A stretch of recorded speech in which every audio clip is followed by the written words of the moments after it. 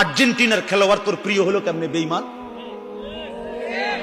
এই মুসলমানের বাচ্চা বল বেটা, এখন দাঁড়ায় বল বেটা, কোন কাফের বেঈমান, কোন খ্রিস্টানের বাচ্চা, কোন ইহুদি, তুই মুসলমানের ঘরে জন্ম নিয়া তোর রক্তে মুসলমান মার রক্ত, তুই কেমনে ওই বেঈমানের মতো সাজলি? এই বেহায়া বল বেহায়া, তোদের যাদের চুল এরকম বল বেটা, এখন দাঁড়া, ওই বেঈমান তোর পছন্দ হলো কেন? তোর রক্ত ইসলাম নাই বেটা? তোর মা মুসলমান না? তোর বাপ মুসলমান না বেটা? তোর দাদা দাদি মুসলমান না? ওরা সব বোকা, তুই চালাক হয়ে গেছ বেটা, তুমি পণ্ডিত হয়ে গেছ। কোন বেঈমানের অংশগ্রহণ করলাম? কেন সাজলা বেঈমানের মতো? তোমার নবী নাই, তোমার রাসূল নাই, তোমার আল্লাহ নাই, তোমার নবী সাল্লাল্লাহু আলাইহি সাল্লাম চুল রাখে নাই?